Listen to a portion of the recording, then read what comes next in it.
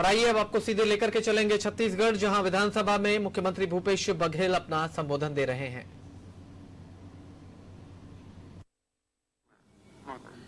2 महीने पहले जो 10 रुपए किलो में प्याज बिकता था, आज 70 और 80 रुपए में बिक रहा है। और तमिलनाडु में चल दीजिए 105 से 150 रुपए में बिक रहा है। जो आलू की कीमत 10, 15 और 20 रुपया था, आज 60 और 70 रुपए में बिक रहा है। जयजयपुर में 100 चला थे प्याज है, 100 रुपया हो गए। ये एसेंशियल कमोडिटी एक्ट प्रभाव, और इतना बड़ा कानून बता रहे हैं ये लोग, और भारत सरकार के पास एक चिट्ठी आ गई।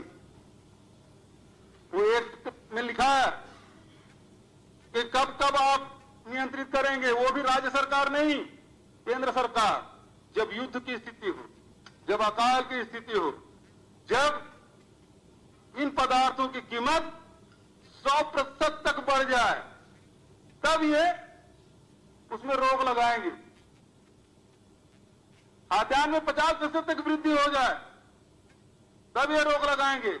अब प्याज 225% बढ़ गया छत्तीसगढ़ में, अध्यक्ष महोदय। वो 100 रुपये बोल रहे थे, फिर तो कितना परसेंट हो गया मुझे तो समझ नहीं आ रहा है। उतना बढ़ने के बाद अब भारत सरकार से खुद चिट्ठी आ गई कि अब रोक लगाओ, छापा मारो। तो अब अपने ये कानून बने 2 महीने नहीं हुआ है, और खुद ही अपने कानून को विड्रॉ करके आप चिट्ठी लिख रहे हैं, तो दूसरे तीसरे कानून भी की स्थिति वही होने वाली, अध्यक्ष महोदय। लेकिन हम अपने किसानों को नहीं छोड़ सकते। हम अपने किसानों के हित का ध्यान हम रख रहे हैं, अध्यक्ष महोदय। ये जो अभी चौबे जी ने जो संशोधन लाया है, क्या है? हम अपने प्रदेश के किसानों के, अपने प्रदेश के अर्थव्यवस्था को हम सुनिश्चित करें। यहां के जो व्यापारी हैं, यहां के जो हमाल हैं, यहां के जो तलैया हैं, उसके हितों का हम ध्यान रख पाए, इसलिए ये कानून लाया गया है, अध्यक्ष महोदय। अब ये बोलते कहीं भी 2 एकड़ के किसान कहां बेचने जाएंगे? भाई पंजाब जाता है क्या? आप कहते हैं कि यहां क्यों नहीं कर रहे हैं? 60 लाख मीट्रिक टन की अनुमति मिल गई। 60 लाख मीट्रिक टन मिल गया, अच्छी बात है। कितने धान होगा उसका? 66%। 1 क्विंटल का 66 किलो चावल निकलेगा। आप गुणा कर लीजिए कितने का होगा।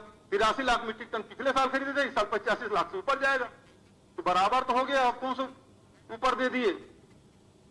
इतना ही हुआ कि हम लोग पिछले साल आप 24 लाख मीट्रिक टन की अनुमति देते थे, फिर दौड़े दौड़े जाते थे, माई बाप हमको फिर से अनुमति दे दो, फिर 5 लाख, कभी 1 लाख, इस प्रकार से होता रहा। अध्यक्ष महोदय, इस समय कानून बनाए हैं, इस कारण से उदारता पूर्वक कर 60 लाख।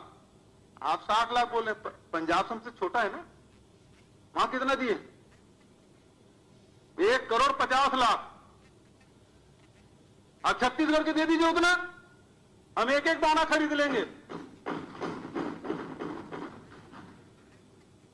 और इसीलिए अध्यक्ष महोदय, हमको पता था कि हम विपक्ष में हैं, हमको आप बर्दाश्त नहीं करोगे, ये आपके तासीर में है।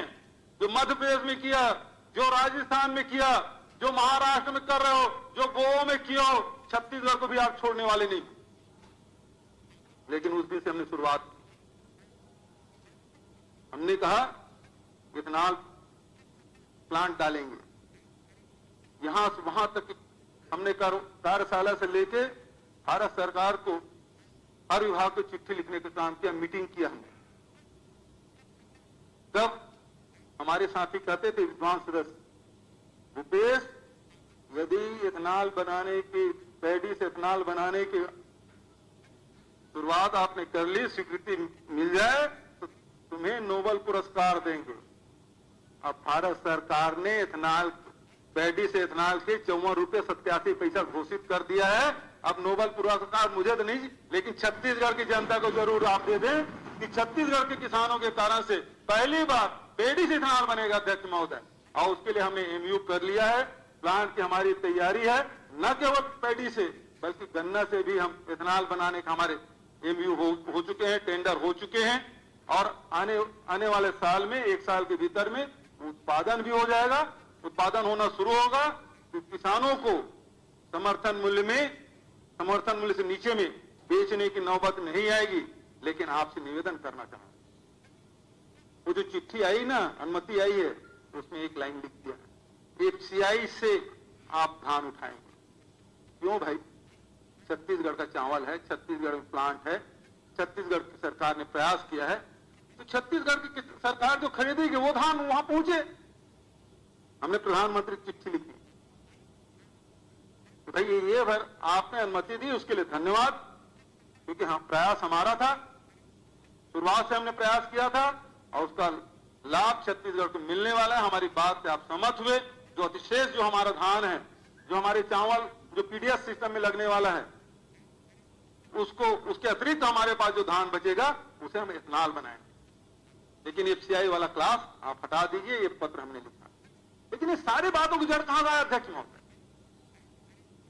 ये सारी बातों की जड़ जो है वो शांता कुमार की रिपोर्ट। उस रिपोर्ट में क्या लिखा है अध्यक्ष? उस रिपोर्ट में लिखा है कि बोनस देने वाले राज्य के अनाज आप मत खरीदें। ये पहला। दूसरा, उन्होंने कहा ये एफसीआई अपने दायित्वों का निर्वहन ठीक से नहीं कर पा रहा है। क्यों? कि इसमें जितने पीडीएस सिस्टम है उसमें चावल में, अनाज में भ्रष्टाचार हो रहा है, 40 से 60% भ्रष्टाचार हो रहा है। आम जनता इसका लाभ नहीं मिल पा रहा है। जबकि छत्तीसगढ़ में 98% जो कार्डधारी हैं वो आधार कार्ड से लिंक्ड हो चुके हैं अध्यक्ष महोदय, और उसमें से 98% लोग भौतिक रूप से उपस्थित होकर राशन उठा रहे हैं। ये कह रहे हैं ना 60% भ्रष्टाचार हो रहा है, जहां 100% लोगों को मिल रहा है अध्यक्ष महोदय। एमएसपी, अब ये इसी में क्या कह रहे हैं धर्मजीत जी, अब थोड़ा ध्यान दें। ये बोल रहे हैं, शांता कुमार की रिपोर्ट क्या कहती है? वो ये कहती है कि पीडीएस सिस्टम में भ्रष्टाचार होता है, इसको बंद कर देना चाहिए, और जो अंत्योदय कार्डधारी है उसको 700 रुपये महीना दे दो, और जो प्राथमिक कार्डधारी है उसको 500 रुपये दे दो। बचत चावल वो अनाज मार्केट से खरीदे, ये सिस्टम बंद कर देना चाहिए। गरीबों की जो राशन की व्यवस्था है, ये शांता कुमार की रिपोर्ट कहती है बंद कर दो। दूसरा, एमएसपी समाप्त करना है। पूरे हिंदुस्तान में केवल पंजाब, हरियाणा, छत्तीसगढ़, मध्य प्रदेश और आंध्र प्रदेश यही का लाभ मिलता है, दूसरे प्रदेशों को नहीं मिलता। ये रिपोर्ट ये कहती है केवल 6% किसानों को इसका लाभ मिलता है। छत्तीसगढ़ के बारे में लिखा है केवल 57% किसानों को इसका लाभ मिलता है। जबकि हकीकत ये अध्यक्ष महोदय, यहां 80 से 90% किसानों को एमएसपी का लाभ मिलता है। इस व्यवस्था बनाने में आपका भी योगदान। आप 60-70 लाख मीट्रिक टन खरीदते थे, हम 80 और 85 लाख मीट्रिक टन खरीद रहे हैं। लेकिन छत्तीसगढ़ में किसानों को उसका लाभ मिल रहा है। तो शांता कुमार की रिपोर्ट ये कहती है किसानों को धान खरीदने, अनाज खरीदने की जरूरत नहीं, प्रति हेक्टेयर 5,000 से 10,000 रुपया दे दो और ये खरीदी वृद्धि झंझट खत्म करो। ये शांता कुमार की रिपोर्ट है और उसी दिशा में भारत सरकार चल रही है। और इसी कारण से पहले उन्हें बोनस देने पे रोका, फिर एमएसपी पे हमला, मंडी पे हमला बोला, फिर वो कॉन्ट्रैक्ट फार्मिंग लाया, फिर ये पीडीएस सिस्टम पे आक्रमण किया है। इसका उद्देश्य यही है। तो आज दो कानून जो आप एसेंशियल कमोडिटी आपने समाप्त किया, उसका दुष्परिणाम आना शुरू हो गया। अभी आलू प्याज में हुआ है। मैं तो गया था नागपुर प्रेस कॉन्फ्रेंस करने, वहां एक उद्योगपति के 1 लाख मीट्रिक टन का गोडाउन बन चुका है। वो खरीदेंगे, जब किसान का अनाज सस्ता रहेगा तो वो खरीद लेंगे और उसके बाद मार्केट फिर वो पूंजीपति लोग तय करेंगे कि आपके घर में आलू किस कीमत में पहुंचेगा, प्याज किस कीमत में पहुंचेगा, तेल किस कीमत में पहुंचेगा। आप याद है अरहर 200 रुपए किलो में आप खरीदे थे। यही स्थिति अब होने वाली, आपके कंट्रोल से निकल जाएगा। आप कह रहे हैं ना कि 5 साल का यह औसत निकालेंगे, इस साल तो औसत हो गया प्याज का 100 रुपया, फिर अगले साल जाएगा 150 रुपया, तो फिर एवरेज कितना होगा फिर अंदाजा लगा सकते। ये देश के साथ, ये किसानों के साथ ही नहीं बल्कि आम उपभोक्ताओं के साथ धोखा है अध्यक्ष महोदय। उसके खिलाफ ये बना कानून है अध्यक्ष महोदय। हमारी कोशिश, हमारी सीमा हम रहते हुए हम किसानों के, मजदूरों के, गरीबों के हित में काम करेंगे। और एमएसपी केवल धान की बात थोड़ी है। भारत सरकार तो 23 वस्तुओं के एमएसपी घोषित करती है। कितने खरीद रहे हैं? 4 तो खरीदते हैं, ले देंगे। धान, गेहूं, चना, मक्का 23 वस्तु घोषित करते हैं। कितने खरीद रहे हैं आप? क्यों नहीं खरीदी कर रहे हैं? और ये विशेष सत्र बुलाने का अर्थ यही अध्यक्ष महोदय, अध्यादेश के माध्यम से ला सकते थे। हमें भी मालूम है, उतना हमें भी जानकारी है।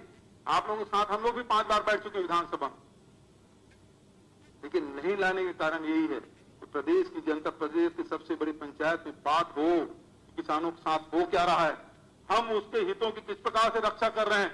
ये जो मंडी एक्ट लाया गया, संशोधन लाया गया, उस दायरे में वो पेन कार्डधारी भी आएगा, जो यदि गड़बड़ी करेगा तो उसके खिलाफ भी कार्रवाई हो सकती है। ऐसा नहीं है कि चिट फंड की तरफ लूट के भाग जाए और हम देखते रहें। ये नहीं होने देंगे अध्यक्ष महोदय।